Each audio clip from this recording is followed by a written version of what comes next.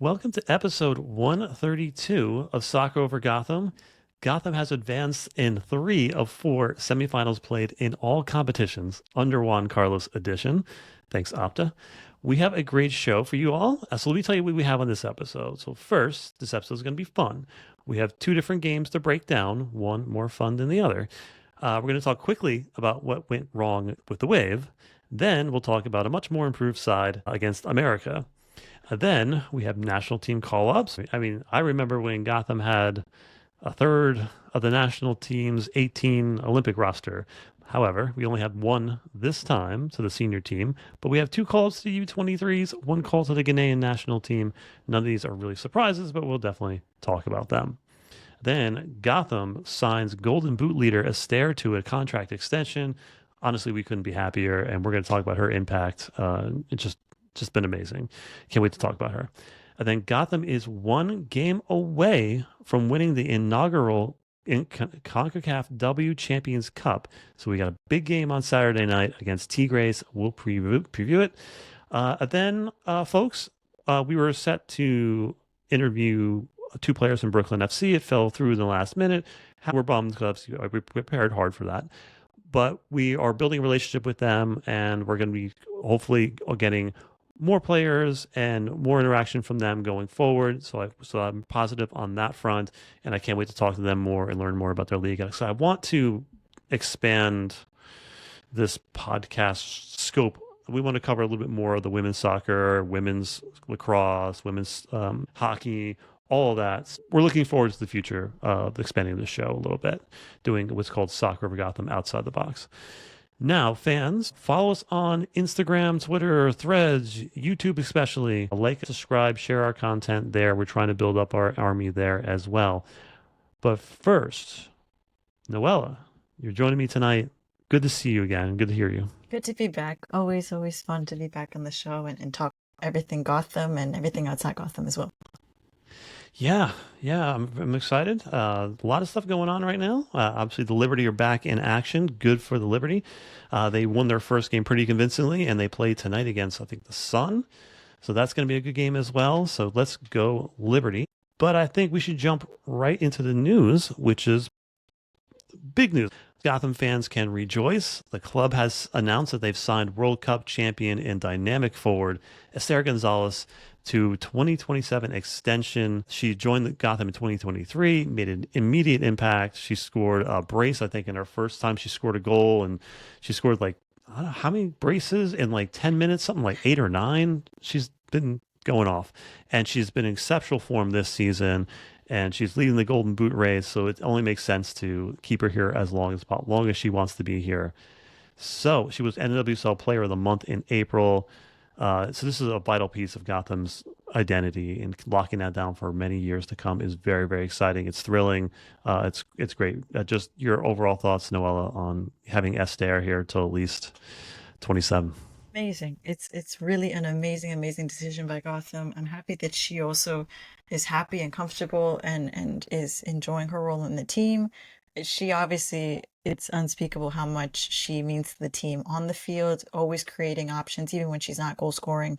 She provides such a big threat on goal, and we're going to talk about it later, obviously, in both games, that she's a pivotal piece for Gotham to create meaningful chances on goal. And so it's great to have her for another. Oh, I was going to say 4. I'm thinking it's 2023. It's not. Yeah. For another 2 years. Another 2 years. Another 2 years, and it's awesome because, as you mentioned, she's willing to do whatever it takes to win. She's a winner, and she'll play any position. She'll do anything on the field to help her teammates. And also get into like the first game, she was a little bit too much, doing too much to help her teammates. But when you talk about goal scorers, she is like the elite of the elites. And there's an old saying that like elite goal scorers score a goal every other game. And so far, she's scored 22 goals in 46 games for Gotham. That's about a goal every other game. So she's right on point. And overall, I looked at like with FotMob, she's played in 224 games and just scored 115 goals. That puts her at 0.51 goals a game. So a goal every other game for her entire career. Incredible. Yeah. Yeah, she's amazing. Just can't. And she's now the face of this team, and she's the person who's leading goals. She's been amazing. And again, she couldn't be more Gotham. Just happy that she's here. And we have some other news. We have some call ups. So Gotham continues to make its mark on the international stage. A veteran and World Cup champion Emily Sonnett has once again earned a call up to the national team. She'll be playing in friendlies against China and Jamaica May 31st and June 3rd. And obviously, we know Sonnett is just consistent, and she's just excellent and one of the smartest players I've ever seen play soccer. Just incredible. I am amazed by her every game. Just little things that she does. Noela, your thoughts on Emily Sonnett again making the national team? I think it's unsurprising, especially with the Mhm. form that she's been in, how consistent she's been, as you say. I think also her vision for the field, as you were saying, like her ability to read the game and understand it, of course, from her experience playing also as a midfielder, allows her to see that game so well in that defensive Mhm. line. And I think it's a really, really great call up obviously for the women's national team because especially now with like the phasing out of like older players and everything, they do need players who have that veteran experience, and Sonnet very much matches this as a World Cup champion Yeah, and she medalist, does of think. course. Oh, good. Mhm. You were saying? Oh, as a medalist, of course, as well. Oh, yes. Emily does things that when I'm watching her on the field, she does things that other players just don't do. Just an example, the last game we had at Sports Illustrated Stadium, I'm sitting there watching her move the ball around, and she will drag the ball to one side, and 98% of players are going to play the easy ball, it's the right pass to make at that point. But she'll just stop, turn around, go back to the other side and play it around, and you're like, how does she even know to do that? She just feels the momentum shifts, and she just knows like how to drag teams around. I've never seen a player do that as well as she does, and it's incredible to watch. She's just always one step ahead. And the other things that she does like really well is she's just, as a veteran, there was a goal against Washington, and Esther gets free on the corner and puts it in the back of the net. It was beautiful. And one thing I didn't notice at the time, but I saw the highlight in the replay and I caught it, is that you see Esther drags her defender into the pile. And at the other end of the pile is Emily Sonnett making her back big and blocking like three players and digging in. She just, again, one step ahead. She's always in the right spot, doing the little things to help everybody else out. And she's an amazing player to watch. Definitely agreed. Yeah. We have some other call ups too. We have, obviously, I think this is probably the least surprising of the call ups. Maybe, well, Sonnett's pretty unsurprising. But Lily Reel and Sarah Shapansky are with the U23s again. They're having an amazing season. And I think both of them should be in the conversation for Rookie of the Year by the time this season's over. They will be doing training camps in Germany. And this is a significant step in their pathway to the senior team. So it's good to see Gotham finally like kind of building that next group of stars. Other than we get lucky with Jenna Nice-Wagner. Yeah, no, it's been great to see both of them grow more comfortable in Juan Carlos Mhm. Amoros's system and his rotations. Lily Real especially has been doing really, really well on that outside back position, which has been great to see her like just move forward and be able to also be able to create. And then defensively, of course, she's very solid. And Spansky as part of that creation in the midfield has been really good to see as well. I think it's like you said, unsurprising, but a pivotal step I think for them to continue to get more experience at a higher international level. So great for them. Yeah, home run on both of those players. And it, like last season, it was all about veterans, and we were going to go as far as say Ali Krieger would take us, right? And this season, even though this is a very top heavy team with some international talent and Jace and Portillo and Esther, I think that the players like Torres, the younger players, the Shapanskys, the Reels, we're going to go as far as they are going to take us this season. They've been so instrumental, and every time they step on the field, the level raises. They've just been excellent. So good on them, and I just can't wait to see them grow. And I'm going to aim to have. I'm probably going to go ask for one of those two players on our next interview. So I can't wait to learn more about them. It's exciting. Yes. And another call up, which is very exciting to me, is Mac Witham is now with the U.S. under 17s, which is amazing for a 14-year-old to be able to be on that roster. It just shows you how much they value her. So a bright future for her. And her camp will be May 27th through June 3rd in Georgia. And she is the youngest player named to the U17 roster. Just awesome. It's very, very, very, very much an impressive accolade for her. 14 years old, competing Mhm. with 15, 16, almost to be 70-year-olds. It says a lot about her intelligence, about her talent, her skill level, her just game knowledge in general is very, very impressive for her age. And I think I might have this mistaken, but I remembered reading a while back Masters of Modern Football. I don't know if you got a chance to read it, but it Hmm. kind of explores all of the perspectives of around the football world, like sporting directors, players, and coaches. I remember the chapter regarding Christian Pulisic had said something similar, that he had first been scouted and was competing against kids when he was around like 14, 15, and he's schooling kids like 17, 18-year-old. So when I saw this headline, I kind of thought back to that, and I was thinking, wow, she in a few years might be in this position to go off with the Olympic team, with the World Cup team potentially, because this is a really, really great indicator of her talent. Yeah, no doubt. I agree with you 1000%. And one more call up. Stella got called to the Ghanaian national team. Good for her. She's a rising star. I want to see more of her on the field.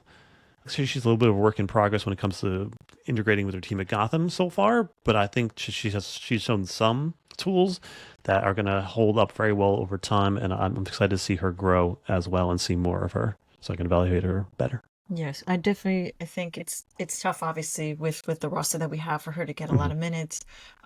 But I'm sure the environment and the experience that she's getting from all these players around her, her just being in the practice field every day, is giving her these opportunities to then, when she does go over with the youth national teams, Mhm. she's able to express that and be more confident, I think, in those environments and take a more leadership role. So very exciting for her as well. Yeah. So Noella, we haven't talked in a little while. Is there anything that you want to talk about before we go talk about these games? No, nothing much. I think, like most New Yorkers, I'm kind of devastated about the Knicks loss last night. That's been Mm. the main thing on my mind, actually, most of today. Did you catch it by any chance? Did you get to I see a was little bit? scoreboard watching, Uh, and I was texting my friend who was watching the game, and devastating. Couldn't believe it. yeah, I don't know how they did it. They got to get their Yeah. buzz back into gear, but that's about it. Yeah. Let's talk about this game. So first, the first game is the San Diego game. Not a lot of fun, but we'll talk about what I think are the main themes that went into why Gotham performed so poorly in this one. And the first one is the lineup, right? Like it's for Gotham. There's injuries. There's players that need to rest, and the lineup that Gotham rolled out did well for about 15 minutes on the press, but got really wonky in their positioning, and were be able to be picked apart. But when you look at the roster or the lineup for this game, you had essentially, I mean, four center backs, right? Freeman, Carter, Sonnett, and Real, right? They're all playing, well, Real's left back, Manny's right back, but they're center backs by trade, becoming right and left backs. So you got four center backs on the field. You had two defensive midfielders, Martin and Howell. You had Purse, who's a midfielder wide player. And then you had three center forwards. Missing from this lineup is any attacking creativity. So no Shapansky, no Lavelle, no Torres, no Cook. So this was a game or a team that was missing a central midfielder that can open up games and control the pace of the game, where the game's being played, like Shapansky, like Torres, like Lavelle can do. Just your thoughts on just the lineup itself. Yeah, I was kind of in agreement with you in terms of, I understood that obviously we had the cup game coming up, Mm-hmm. which we just played and everything, and the game accumulation, Juan Carlos Amaros has always been really confident in rotating his players in and out. I will say, if anything, maybe this is why he tried to drop Esther to be in a deeper Hmm. position and kind of, and Howell was on the ball a little bit more, creating some decent opportunities, I think. Hmm. And always when you have Mitch Purse on the right side with Esther, I think them two together had a couple good options in the first half that we might dig into later, but I think it was an expectation of, oh, maybe we can facilitate around, Esther and Jalen and then kind of drive everyone forward into the back. And it never fully materialized, like you said. Yeah. When it comes to Esther, when she likes to roam, which is fine, right? What we've kind of worked, we kind of just let her do what she wants to do, and it's easier for her to do that from the nine position, where she's only dropping back to maybe midfield. However, in this game, she was all over the pitch running down players. She spent more time in the center back position on the field than she did in the 18 of the attack. So there, if you're going to have the league leading scorer not go anywhere near the 18, it's not going to end up pretty well for you. And if you look at the positioning maps, like the average position maps, you look at San Diego's, everybody's spaced out perfectly. They were very, very just competent, and they were very well spaced, and they did not move from their positions. They just sat there well spaced out. And Gotham is just a big cluster in the middle of the field. I don't even know what formation that even looks like. A 2-4-2-1-1. I don't know. So Gotham is just all over the place, and by staying in their positioning and being disciplined, San Diego was able to move Gotham around and avoid anything going on in the middle of the field. Just any thoughts on that? Think to your point from the beginning, where the press, at least I will say, those first 15 or so minutes Mhm. was effective.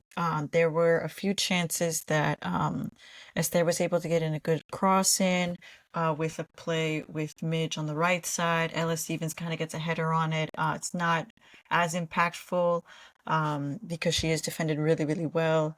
And I do remember around, I believe, the 18th or 19th minute, San Diego makes a mistake.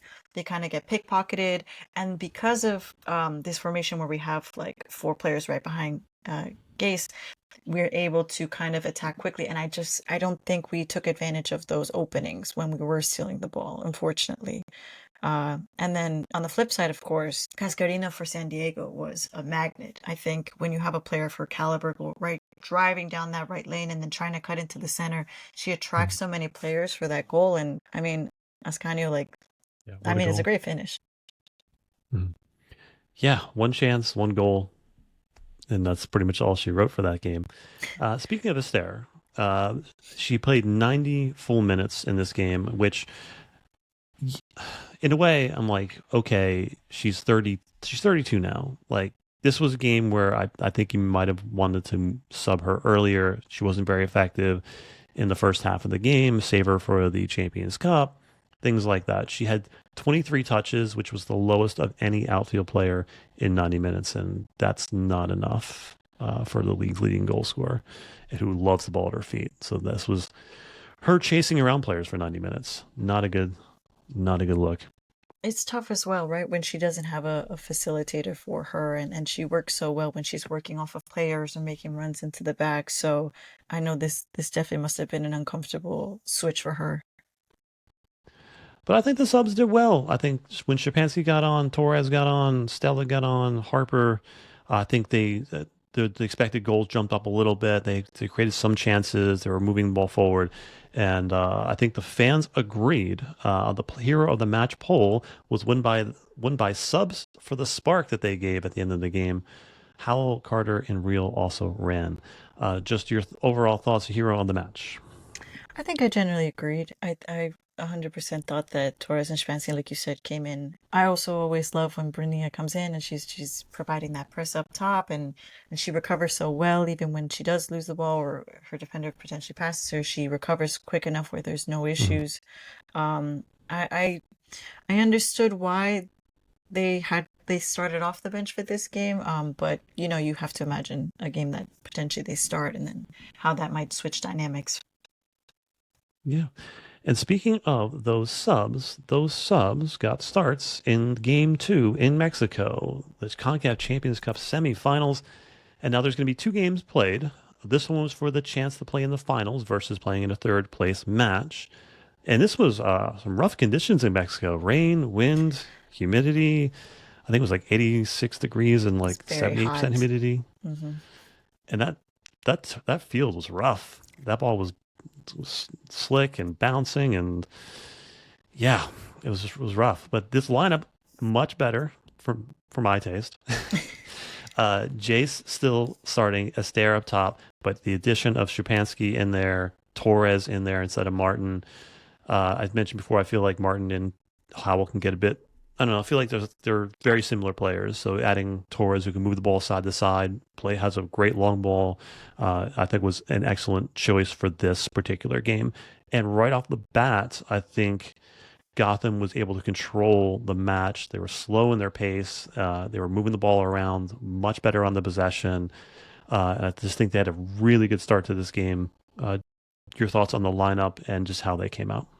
No, I was happy that Esther was in a higher position up top Hmm. and that she was able to have some Berger. Actually, I was really happy with this one play where she plays the ball over the top. Gonzalez times her run in really well. I was fully expecting her to chip the goalie.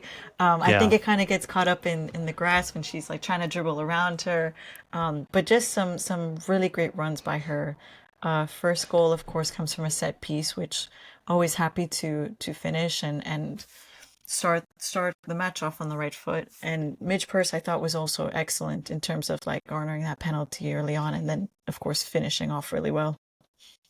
Yeah, that was some Route One soccer, and I blame the turf for that. She just Yes, the ball seemed to get you caught up a see little it. You bit. see it though, in when you see that recap, you see it kind of like chip over and Hmm. unfortunate. Yeah, yeah. First off, I just want to say America is a good team. Like they're an excellent soccer team. I know that they're always one of the top teams in the Mexican League, and they have some really talented players. And I think Gotham should look at a couple of those players and for the summer window, maybe, because Gotham still has some spots open, I think. So I just want to get that out of the way. I think America's an excellent team. I think Gotham was much better on the ball. I think they were holding up the ball, switching fields, creating chances early. And let's just talk about some of these chances, which is Shupansky gets another corner and puts the ball far post on just a beautiful floating ball. And Jace is so technically sound. That was a perfect get around a defender and just puts the ball in the far near post. Beautiful, beautiful goal, perfect technique. Good way to start the game. No, and it's necessary too when it was unfortunate, I think, for America's defender because she kind of loses her a little too easily because it Hmm. like that's a goal scoring instinct, right? If a team Hmm. makes a mistake, you have to punish them and finish the play. And so she makes great contact and of course it starts off on a great foot for Gotham.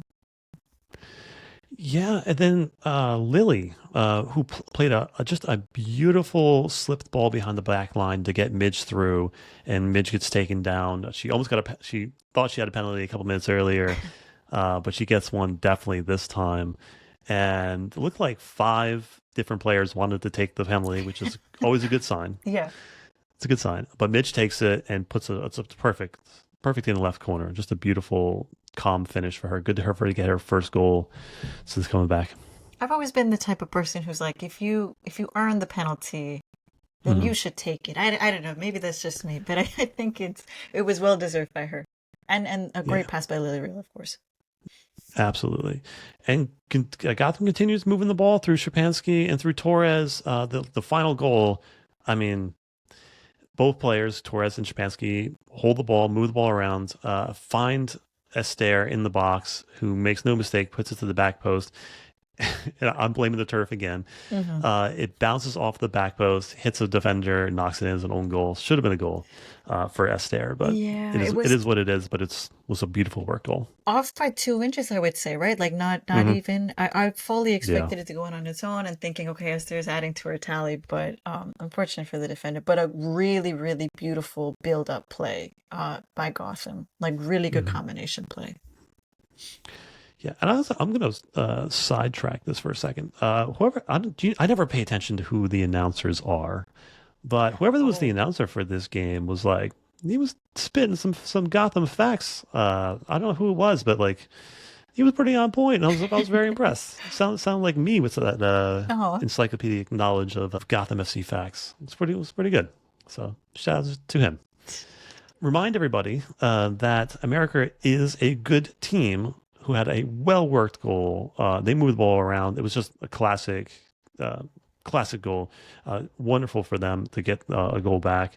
But Gotham held on, and Berger made the one save she had to, and Gotham continued to attack. They hit the post at least 3 times, and Astaire hit like just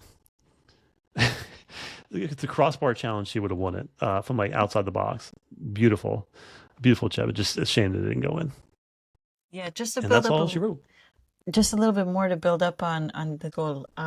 I was really impressed the way in which Hmm. Guerrero was able to slip in behind Carter and Freeman. It's always tough, I think, for a center back when they're kind of caught in a position where should I step up, should I not? And when you're kind of in that middle of like in between lines and you're indecisive, a really great forward or a really great attacking midfielder will take advantage of that space and drop in. And I thought Guerrero did a really great job of making that run in behind Freeman and Carter to and be able to get that quick little touch just to deflect the ball into the box. So really Yeah, props to her because it was a really great finish.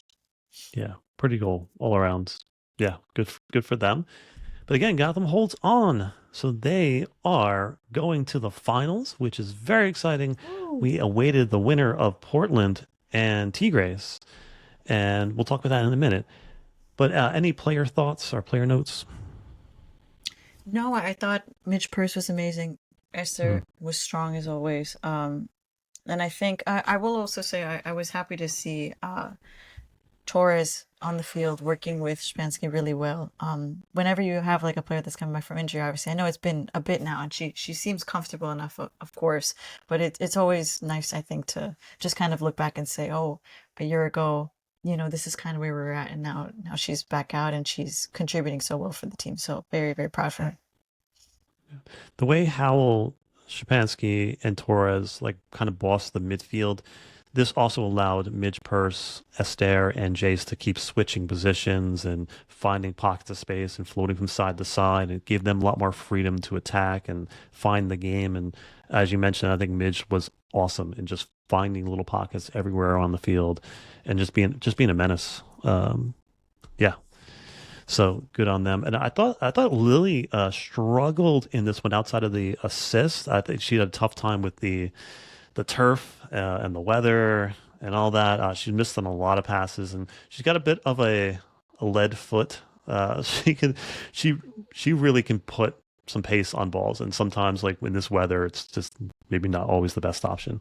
So I think she struggled a little bit, but I think it's like when Nicewanger started and she struggled a little bit early on, but she had Krieger as like her cover. Right. And in this situation, you have Sonnett covering for her, so you can make mistakes No, and I you're going to think be fine. I think it's a good comparison actually, because I do remember those initial games for Jenna where she was, I think, also maybe even like potentially doubting herself a little bit or not as confident as obviously we see her now. Mhm. But I'm sure with time and experience, and like you said, you've got Emily Sonnet and Jess Carter with you behind Mandy Freeman, of course, all veterans, all leaders on the team. I'm sure she'll continue to adapt and continue to grow. Yeah. But I have my confidence in Lily Reel is like 110%. Okay, hero of the match was Shupansky for 29%, 27% Burger, so just over Burger. Jace and Midge 21, 23%. So it's almost like a four-way tie for the hero of the match. And I think just in general, You could have added Carter, Torres, and Sonnett in that mix too. I think all of them were excellent. But just your thoughts on a hero of the match. I think it's a valid option from by the fans because Spenske was creation wise was moving the ball really well, working really well with Torres, Howell, Esther, and Midge. I really liked her field vision. For me personally, at least, I was really, really happy with the way Midge Purse was moving Mhm. in this game. So I could have seen it going into her as well. But no, overall, a solid team performance, I will say. When you got a four-way tie, is good indications for the team overall, I think. Yeah, we've had haven't done it for a little while, and I agree with the fans. It's all four of them, and Torres, and Sonnet, and Carter. All right, so let's get to the next game, which is Saturday, May 24th, 10 p.m.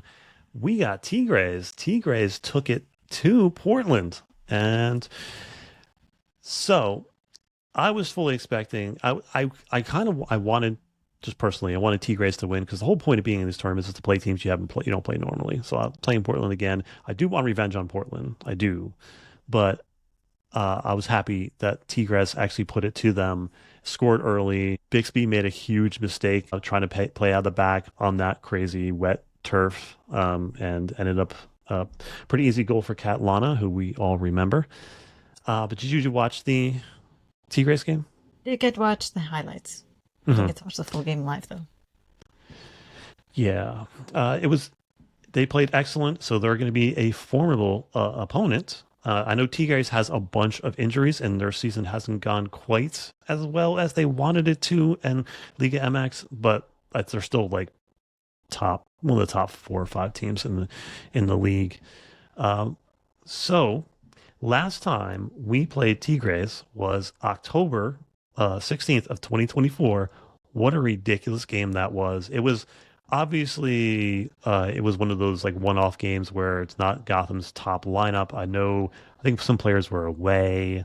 It was Cassie Miller in goal. Sam Hyatt was playing. Maitani. I think 6 players from that starting 11 aren't on this team anymore. Uh, Sheehan, Maitani, Kaiser, Hyatt, and Miller. So at least, am I missing one? Let's see here. No, I think it's 5. Oh, Zerboni, right? So Zerboni as well. And I think Zerboni scored early, and we thought like, okay, this is going to be all in Gotham's favor. But it seemed like every time Tigres got forward, they were clinical and just it was just too easy of goals for them. And Gotham clawed their way back, and had Maitani scored a goal from like outside the box on a volley to tie the game late. It was just a wild, wild night at Red Bull Arena. Do you remember that game? This last goal that you say by Midnight, because I remember Yeah. thinking I was like, wow, we have kind of scrambled up a couple options and haven't been as clinical as you had said as Tigres were. I remember Lisbeth Ovale had an exceptional game that night as well, and I'm thinking, okay, well, you know what? If they go home with a win, they fully deserved it. And then Maitani, of course, she provides such a strong clinic for finishing, and she did amazing. Yeah, I remember like Bernina really struggling with the volley. I think she had her in her pocket all night. But yeah, but this is obviously a different Gotham, not having Esther in the lineup and Howell and Martin, and yeah, so this is a completely different Gotham FC. Now, with Tigres, obviously we remember Catlana. She gave Gotham problems when she was playing for Racing all the time. Because with Tigres, what's for me like what's good for Gotham against Tigres is Tigres loves to play out of the back and they can get really sloppy out of the back. So I think that is going to Opportunities be for very good press. for Gotham. Right. Yeah. But they also can pull teams forward and just play Catlana over the top. And we know that gives Gotham problems, especially with you have Carter and who doesn't have the most speed. So she could get caught up if she's not careful.